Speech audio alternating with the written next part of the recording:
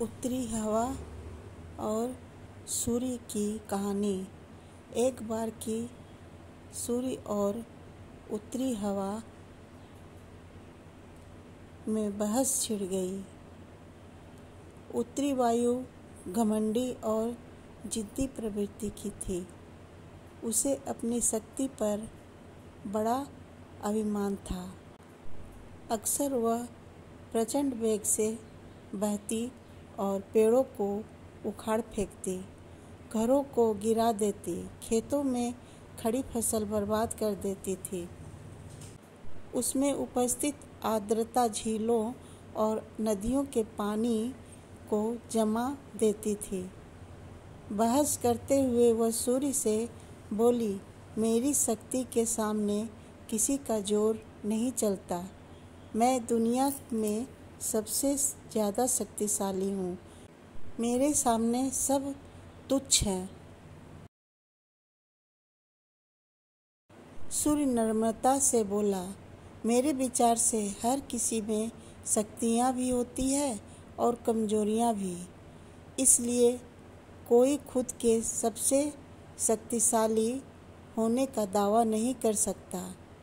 खुद पर घमंड करना उचित नहीं है। हमें सबका सम्मान करना चाहिए और सबके साथ मिलजुल कर रहना चाहिए। उत्तरी हवा तुनक कर बोली, मैं तुम्हारी बात नहीं मानती। मैं सबसे ज़्यादा शक्तिशाली हूँ और ये मैं तुम्हें साबित करके दिखाऊंगी। ऐसी बात है तो अपनी ताकत साबित करने के लिए तैयार हो जाओ। नीचे देखो, धरती पर एक व्यक्ति दुशाला ओढ़े पैदल जा रहा था। तुम उसकी दुशाला उसके शरीर से हटा दो, मैं मान जाऊंगा कि तुम सबसे ज़्यादा शक्तिशाली हो। सूर्य उत्तरी हवा को चुनौती देते हुए बोला, इसमें कौन सी बड़ी बात है। कुछ ही देर में उस आदमी की दुशाला धरती पर पड़ी होगी। कहकर उत्तरी हवा अपने प्रचंड रूप में आ गई।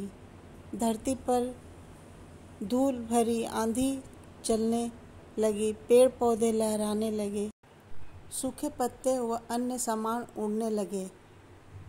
मौसम ठंड होने लगा। पैदल जा रहे व्यक्ति की दुशाला भी हवा के वेग के कारण उड़ने लगी, लेकिन उसने उसे पकड़ लिया और अपने शरीर से कस कर लपेट लिया। उत्तरी हवा ने अपनी प्रचंड और बढ़ाई, लेकिन उसके साथ ठंड भी बढ़ गई। व्यक्ति ने अपनी दुशाला और कसकर लपेट ली। बहुत प्रयासों के बाद भी उत्तरी हवा उसके शरीर से दुशाला हटा नहीं पाई। तब सूर्य बोला, अब तुम देखना कि कैसे ये व्यक्ति खुद ब खुद अपनी दुशाला उतार देगा। सूर्य ने अपना तापमान बढ़ाना शुरू किया।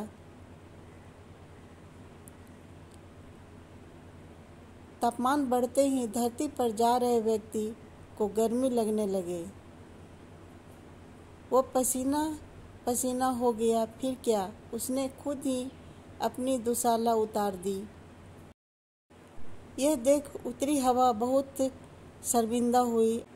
अपने घमंड के कारण उसे सूर्य के सामने नीचा देखना पड़ा। उस दिन के बाद से उसने अपनी शक्ति पर कभी घमंड नहीं किया। सीख, घमंडी का सिर नीचा होता है। कहानी अच्छी लगी तो लाइक, शेयर, सब्सक्राइब करिए।